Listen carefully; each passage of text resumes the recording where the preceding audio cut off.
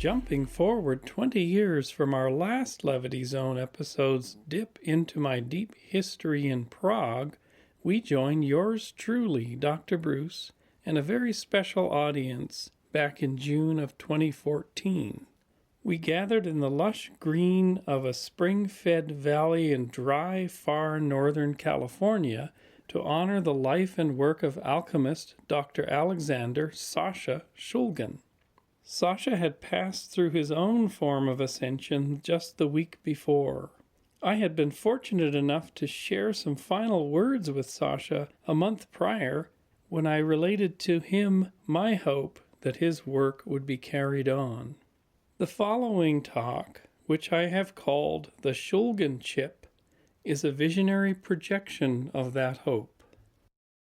So, hello. Everyone's essential oiled, or oiled essentially. So thank you for coming out this late, this early. So last year what we did, just to explain the setup story, this is a story that I hope will help set us up for tonight. So last year I told the story of how we all were 2 to 3 inch long proto-primates 55 million years ago, and we lived on the canopy of the jungle, and what our lives were like. Do you remember that story? One of the things of the story was, how did insectivores live? Well, they lived in these cuddle puddles of protection. I'll give you a little bit of a redux of this, because this is a setup for why I'm telling this story, which I'm hoping will carry through to this evening. So in that story, I had read an article in Science about a 55 million year old femur bone, this big, that was found. Femur bone, recognizable as the ancestor of all the primates and the lemurs and the monkeys. That's the common ancestor. And so I had this flash, this sort of endogenous flash of, oh my God, we lived this way. We are insectivores, actually. And so how we lived was we ran around on these limbs, on these highways. It's probably why we're so good at driving cars. But we hunted dragonflies.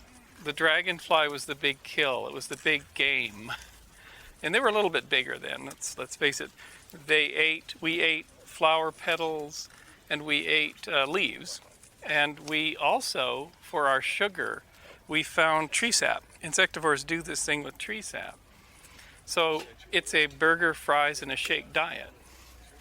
So all of you people out there that, look at fast food as you're going past, it's in your genes for almost 70 million years, a burger, fries, and a shake. So I told the story of, what if you could put yourself back in that time? How did they live? How did we live? And in my imagination, this young teenage proto-primate, I called her Overdrive, she peels herself away from the ball at dawn because she sees a glistening globule in the distance on the limb. And what that is tree sap. That's pure sugar for them. So she creeps along that limb. She gets her little lips onto it, and she's sucking down the sugar, and one eye is looking to the ball, because if they see her, she gets busted. Sound familiar? But the other eye is looking forward on the limb, and there's this trippy color pattern, little squares. And she's like, oh my God, look at that. What's happening is that's a tree snake.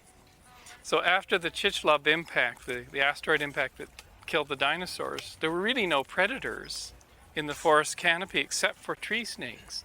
They were our evolutionary driver. So as she's tripping out on this pattern of scales, which is co-evolving with us for 40 million years, the head of the snake is coming down under that branch, and it's going to snap her ass down if she doesn't snap out of it. So that's what gave us our vision, 3D and high acuity. And that's why when we take out our phones and we look at screens, we're the only animal that's fixated on screens and pixelated things. So that serpent is today, it's called technology, it's called media. It's grown up with us. We've invented it outside in the extant world. So that was the story. So for last year was, if you feel pressured, if you feel the world crushing in, all these terrible news stories and mania and too many texts and your brain is mush and everything, well, roll back the clock snap out of the trance while you're sucking down your sugar, because that's eating your ass. It's eating your prana, it's eating everything, right? But what do you do to restore your power as a human being? Return to the ball, to the community. Get back in that ball. If you can form these close body connected things or balls and also make a lot of eye contact, you reestablish the power of the network. And that's the fundamental power of who we are. And that has a big enough force to push everything back, period. So 3 o'clock in the morning, 2 o'clock in the morning in the tea house, it was all cuddle puddles, all puppy piles. It worked. And at one point, I think I was misbehaving in some way, and somebody laughed, and the laughter, the giggle, moved through all the piles and vibrated the whole system. So it was a group mind. It was a common mind. So that's the state that this community has access to. It has access to that, more so than probably any existing human community. We can do this thing. So that's the setup for this year's story.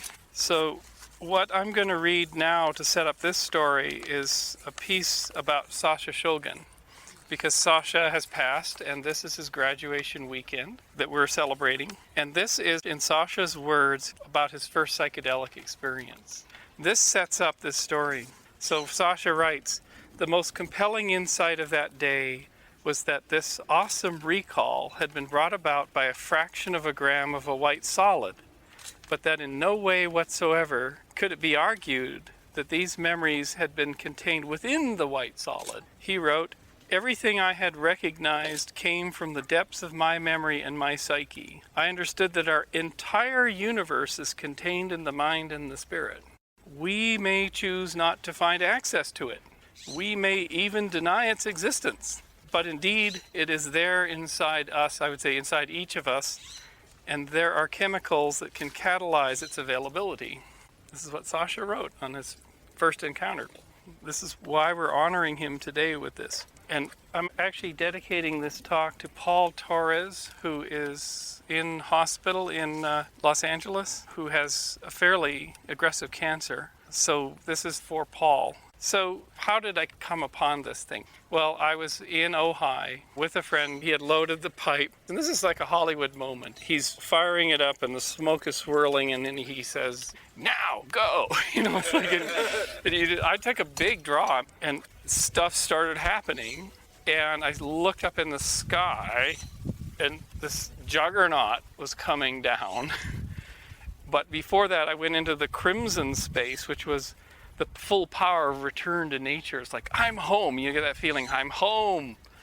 But I was home really fast. Like, oh, I'm home pretty quickly here. And then there's this thing in the sky. And I turned around and I grabbed my friend. And I was nonverbal at this point, but I grabbed him and looked deep into his eyes as I was trying to communicate, like, hey, something's actually happening here.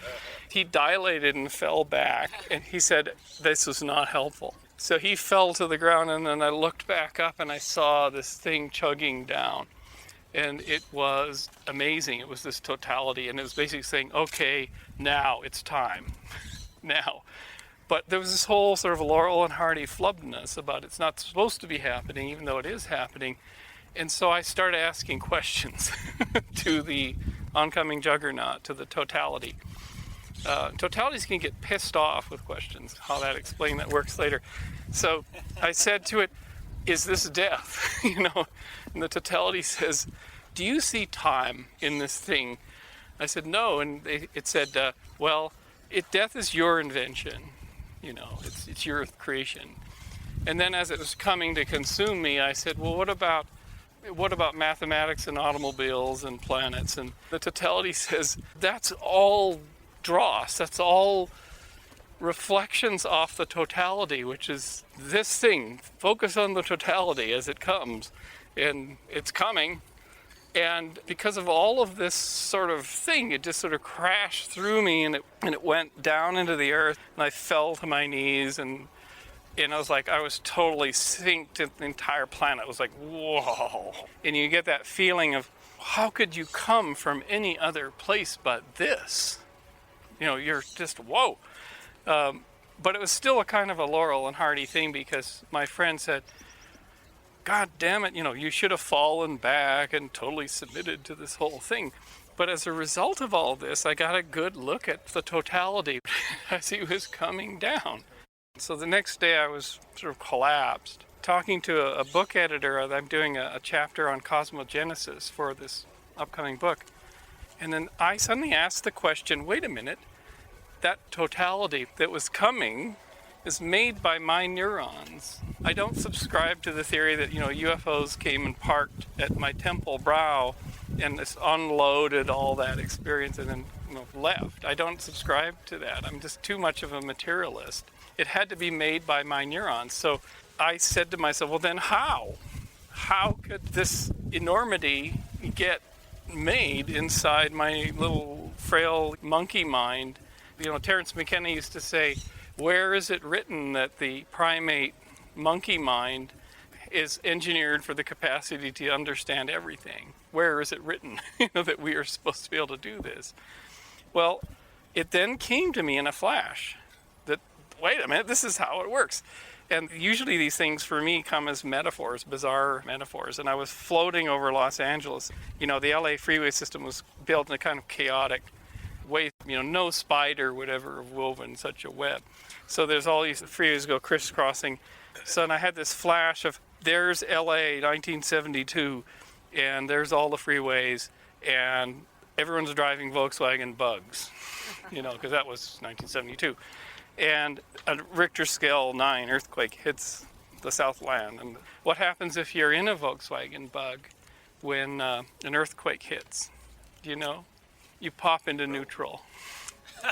You're thrown into neutral. This happened to a friend of mine on the Bay Bridge, and as the '89 earthquake happened, she popped into neutral and she thought the engine was falling out of her car, and then she was swearing at the mechanic, she was swearing at everybody, and then the section of Bay Bridge came down right in front of her, went bam.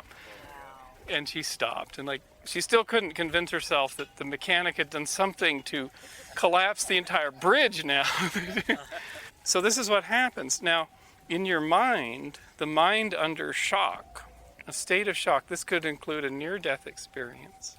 This could include drugs, a way to shock the monkey mind. It could include deep meditation. It could include extreme sports. It could include, many other ways to get there. Consider that if the mind is shocked as a system and it's somehow vibrated chemically or however, it's like this LA freeway system. And what happens is the beetles, the 72 beetles, are electrons going down sodium channels and other microtubules, and there's lots of structure. But it's a quantum dynamical system. So you introduce a little bit of uncertainty somehow, and guess what happens? In high school, did you do the 2-slit experiment? So you do this 2-slit experiment, cut these 2 slits and shine a light on it, and it shows this interference pattern, and you go, well, why? The light should just go simply through, and the fellow who figured out why there was this pattern was Richard Feynman, who used to come down to our department in the 80s. He was a curious character, if there ever was one. But what he figured... He was a sambista. He was into samba. He was into samba. He saved tambourine, and he never got to tuba, but they got something to tuba. So what he worked out is the way that the quantum level works is that the photons are particles and waves, and they come through these slits, and they actually take all the pathways, but they sum up. So you get this whole pattern. So those are called Feynman histories. So that whole system's called a sum over histories. So you introduce uncertainty, you wobble the monkey brain. The electrons are like, whoa. We generate a bloom of Feynman histories. Guess what that is? Does anyone guess what that is? That bloom, that sudden, it's very fast, it's total. The flash, which is just indescribable, the flash, boom, activated. Now this may happen in an NDE, it may happen in other ways, but this flash happens. So suddenly your entire gray matter is full of potential pathways that are all through the gray matter. Like from every potential point where this electron was traveling, it now could kind of go anywhere. However, your brain still has structure, so the electron's not going to bounce out of the sodium channel that it was in for all these hundreds of millions of years. It's going to keep going. So what happens is there's then a collapse of all those functions. So this collapse of the wave function down. And here's the magic. This is step one. This whole thing then collapses down nicely. It collapses down onto the neuron. But notice, here's your Volkswagen Beetle. It says, I could go off the highway. I'm in neutral, but it doesn't because it hits the guardrail. And it's still trucking along. But all these potential pathways bloomed out.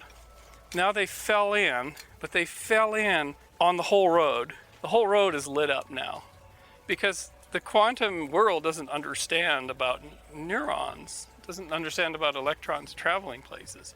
It's just doing its wave function thing. So for a longer time, you have a mind is now fully turned on. So picture this. LA freeway system, the shock, the flash, and then picture it as your neurons. All those pathways are turned on as equipotential for a period of time. So that means that the electron actually could go anywhere. It's potentiated to go anywhere in the system. All the electrons are potentiated to go anywhere.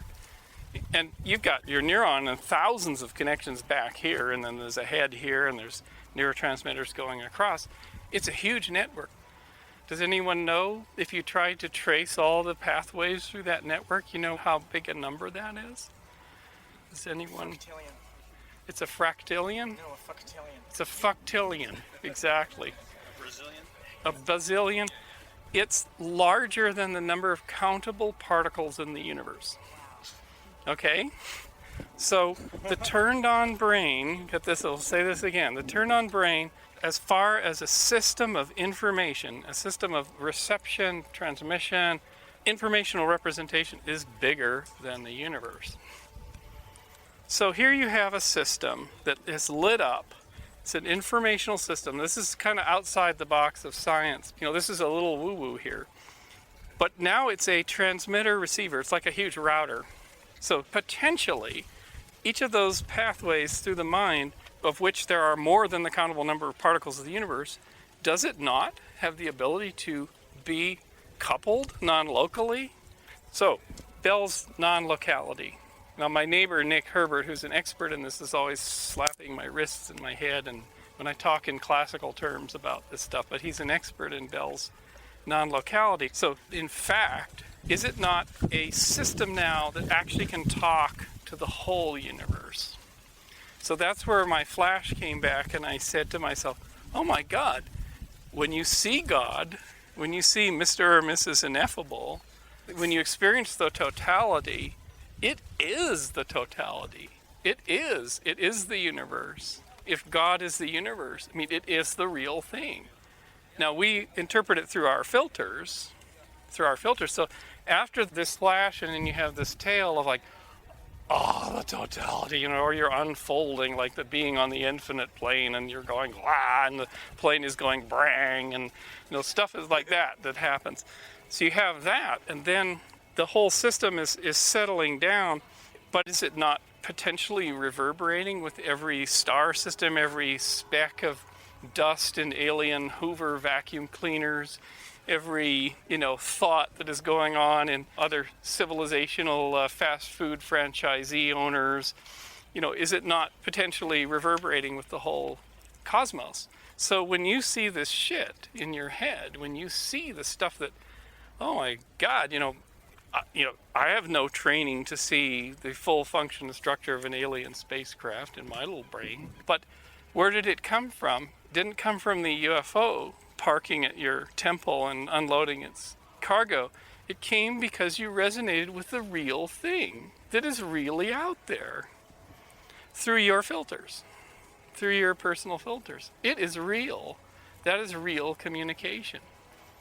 I've been at this thing for a long time, so I'll tell you this funny story. About 10 years ago, I went to the Hayden Planetarium in New York City, and the Hayden Planetarium has the biggest computer projection dome in the world, real-time projection with 3D models on it. Our friend Carter Emmart sneaks into the Hayden Planetarium at 2 o'clock in the morning to take guests in there, and you lie down on a hippie rug that's over where the Zeiss door is. And for the first time we were there, it was like 2004 or 5, he put his laptop on his little hippie lap, and we got a joystick out, and he said, we're going to load Sloan Sky Survey Hubble data for the first time on this dome. for the very first time, where we can see and fly through galactic sheet walls, right? We're going to do this. Whoa! I took a video of this thing happening for the very first time. He does this thing called the Tour of the Universe. He did a TED Talk in this. So here we are piloting through, the Orion supercluster and the this and the that cluster. And I realized, holy shit, what if there was an alien, Carter Emmart, who snuck into his planetarium with his people after hours and was looking at this same structure? It would be an example of having the same thing in your head as some alien astronomer a long way away seeing. But then I thought, okay, to do this right, to get sync on this, I have to swing myself mentally around to the other side of the Orion supercluster and start scanning. Because I can do this in my head. I can do full 3D models in my head. So I swung it around and I was going slice by slice, bing, bing, bing, seeing it from those angles, and boom, eyes blinking. Surprise. Like, oh, we're seeing the same thing. Just boom. This was my first sort of experiment in trying to get this non-locality thing going.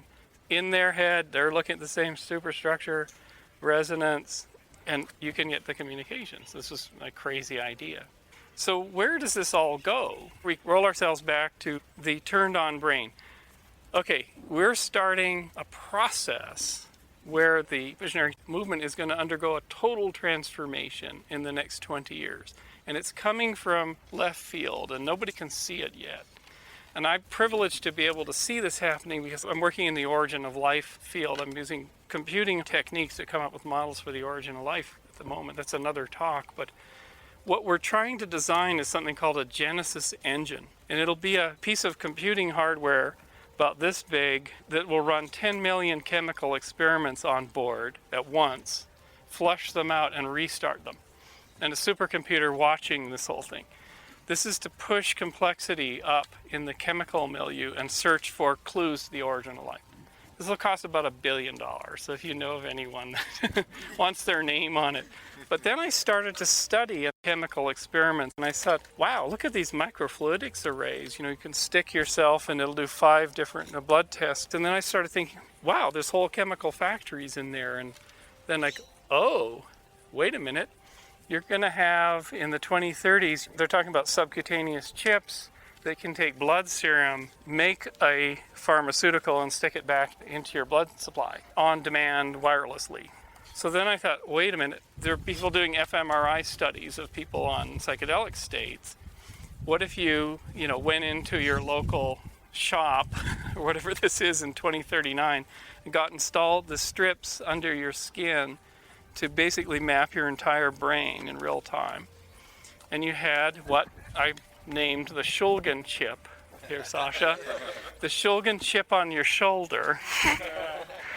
And you could then do the following, because you could say, all right, I'm a particular warrior of the serotonin 7 system, and I also understand the weakness of my serotonin 2 system, so I can crash out easily, but I can see it happening in my embedded fMRI. I can see this thing going on, and I can monitor and I can titrate what is being generated in my Shulgin chip.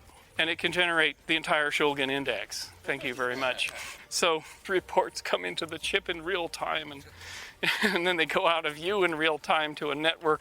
The brain fMRIs are compared in this gigantic supercomputer in cyberspace. So there's like super overmind model going all the time. So if you kind of swerve off a little bit, the super brain model, which is all the current brains, they're like, ooh, new territory. And so everybody sort of starts swerving that way, and stuff like that happens. So where does this go?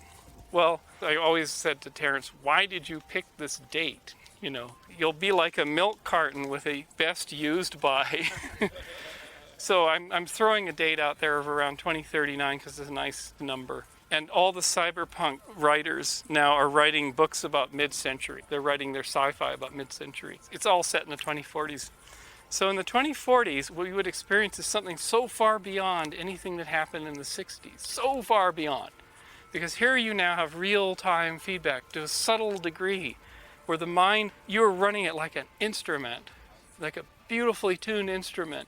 So not only are you able to come to the super high state, which we kind of sometimes happen by accident, right? We sort of like we're surprised when it happens and we forget that we were in it, afterwards. Kids being born today, in this year, will grow up into a world where they can navigate themselves into high states and maintain it and operate from that state.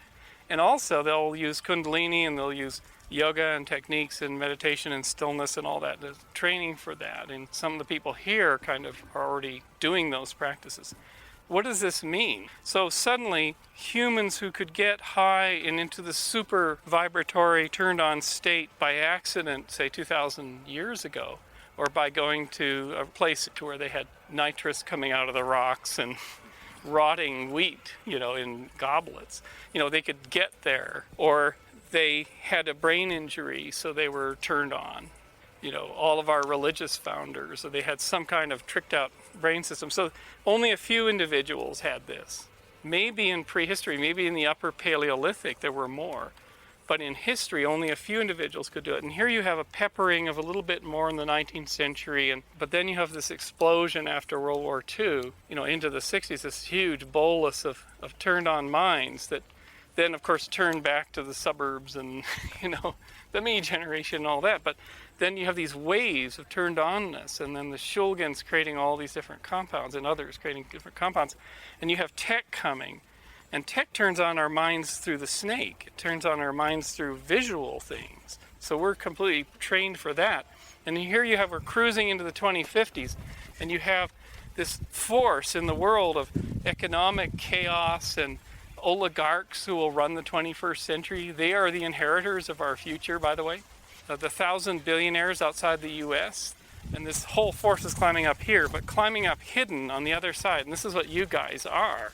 You're the hidden counter to this. Everything has its opposite. It's this tech of the turned on mind, of the Hermetic principles, climbing and climbing and climbing. What is it climbing toward? Well, if you're great followers of science fiction, as I am, do you remember Childhood's End by Arthur C. Clarke?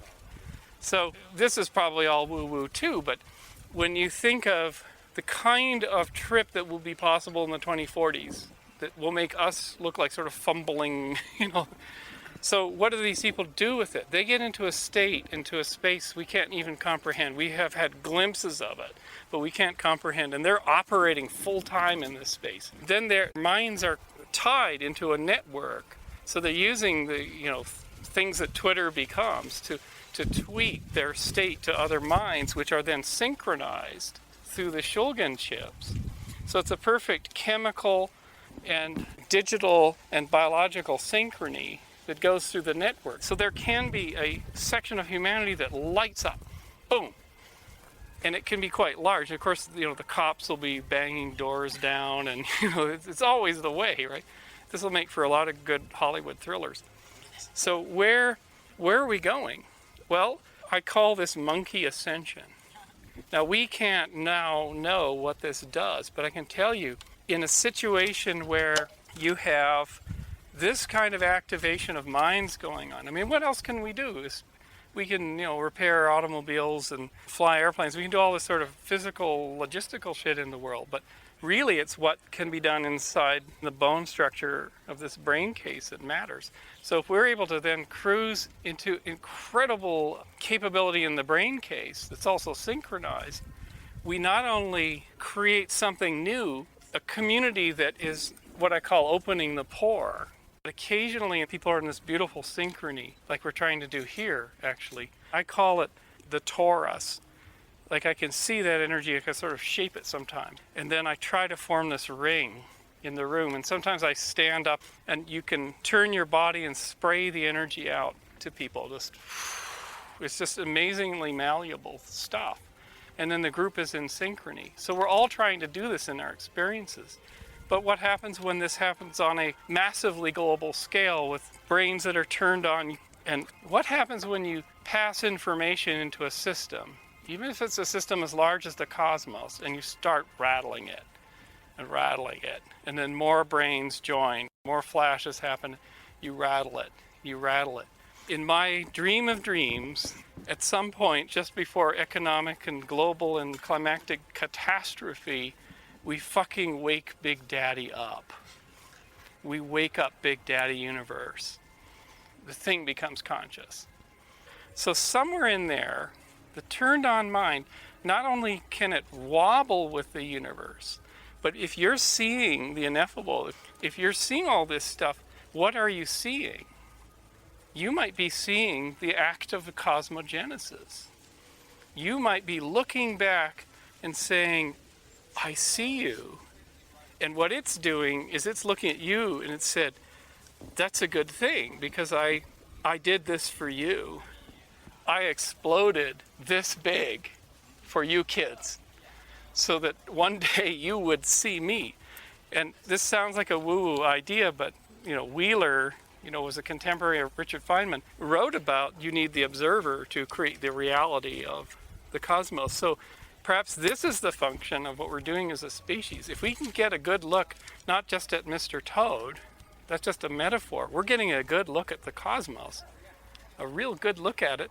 And when we have that look at it, it manifests into something new because we've seen it. I see you. I see you. And then it's totality. Then it truly is because time is gone in this state, right? Sometimes when you're in a state, you feel that time doesn't run anymore.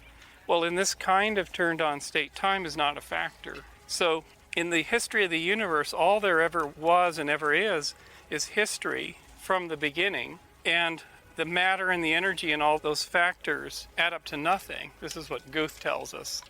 That if you added all the dark matter and dark energy and anti and positive and everything and you collapse the universe down, it goes to zero. So the universe is just a bunch of differences, but it's histories. So if time is not in the equation and if in this turned on state there is no time, you'll see the entire history of the cosmos through your filters. So then it becomes the history that the human mind is now grappling with. This is the history of our cosmos. It's all information. It's all stored. And so can you imagine that state? Somebody will hit that. Somebody will be out in the echoing, like this music. They'll be out in the echoing void and they'll see it all and their mind will ingest all of those histories, all of those tracks, all that information will be processed. And will it be childhood's end? We'll be all floating up in a glass bubble and things like that. But it's going to be something. So in some ways, what I'm trying to argue for is this is the great project of being. This, what you're doing right here in this community, is the great project of being. This is the purpose of us being here, period. Because we're the only ones that are going to get there. The oligarchs that are taking over the oil fields aren't going there. So what are human beings for? This is what Kurt Vonnegut asked. What are people for?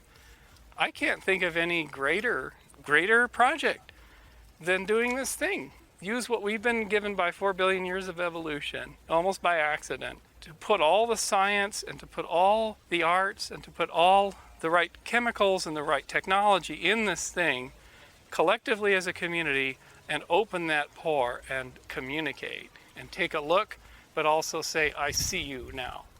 The greatest project that ever was. That's why we're here. So that's my talk for today.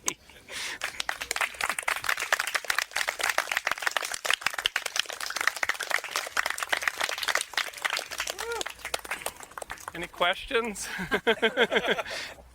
If it can synchronize and hearts can synchronize, I don't see why brains can't synchronize. If fairies can synchronize and hearts can synchronize, he doesn't see why brains can't synchronize. I would kindly request of this group to try the experiment. Start the experiment. It's like in Total Recall where the alien guy says, start the reactor, right? He puts his hand in the thing and it starts the reactor to give Mars an atmosphere. We can start this experiment intentionally in this community. And I think it would start with eye contact, closeness. You can't do this on your own. You cannot pull this thing off on your own as your little bubble monkey. We have to go back to the ball, to our greatest power. We must form these incredibly close, intense, personal balls, and we must maintain eye contact. Not go to the phone. and break it, because then we are going to our 60 million year evolutionary root of how strong our community could be in the face of great big snakes and thunderstorms and meteorites coming down and stuff like that. So if you go there and then you turn on and activate your mind without the Shulgin chip, don't wait for the Shulgin chip.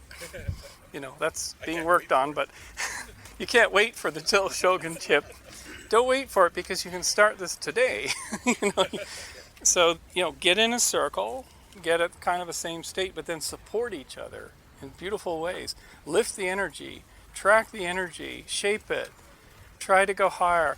If it's going into the bardo, everybody go into the bardo. If it's going to some incredible thing, all of you say, don't be afraid, let's just go, let's just try this. Let's go higher, let's do this thing. It gets giggly, it gets giggly. It's all synchrony. Use any tools for synchronization you can and see what it feels like to be in group mind.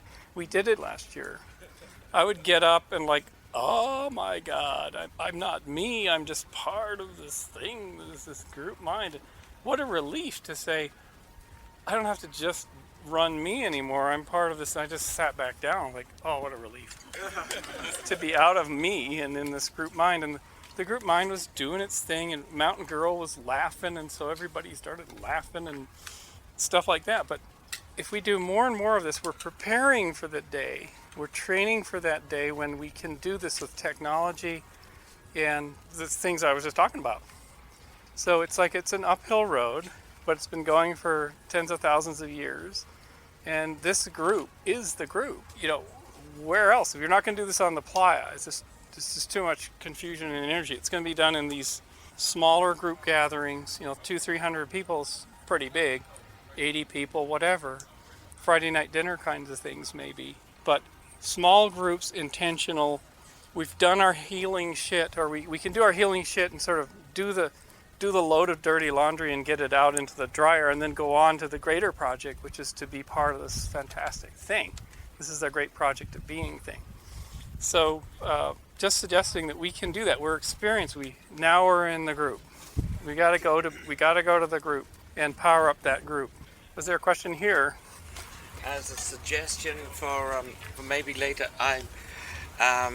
many of you know I'm a Lama, Tibetan Lama. I have some suggestions for techniques from the Tibetan tradition, from Taoism and so on, for guiding and channeling, also for getting yourself out of tight spots if you're feeling freaked out. So, for instance, if your sympathetic nervous system is engaged and your heart is racing, your blood pressure is up, you're probably panting, there is a very simple technique to trigger the parasympathetic nervous system and calm you right down and lower your blood pressure, your heart rate, and so on. You can do that in seconds. So I think what this is pointing out is this is the great projects. It's all the traditions of mindfulness, of energies, all of it has to be put into play here to do this thing. But this is the convergence. This is why you're here and other practitioners are here, and we're just trying to converge all these practices. So anyway, I'll leave you with that. I just want to say, if I'm walking around and you feel like you want to get into a group thing, and just grab me into your group and we'll just start making eye contact or whatever. I'm here to be of service. So with that, thank you very much, and we have our next speaker coming up. I would like to thank the visionary science fiction author Ramez Naam for his novel Nexus, which had a big impact on me. In my opinion, this book is an avatar of a whole new breed of cyberpunk that centers not just on future tech, but on the critical need for humanity to enter into group mind for our next evolution and our very survival. Nexus is the book which inspired this talk, and I allude to it partway through where I mention the new breed of writers aiming at the world of the 2040s. I won't spoil it for you by saying anything more here, but I highly recommend you give it a read, and I'm sure it will find its way into a Hollywood thriller sometime soon. This episode's music issues from the album Circadia by the artist Erothyme, And Jacob Aman did his usual sterling job on the cover art, etching the first graphical notion of the Shulgin Chip over a photo of my reading of Sasha's first experience report from way back in 1960.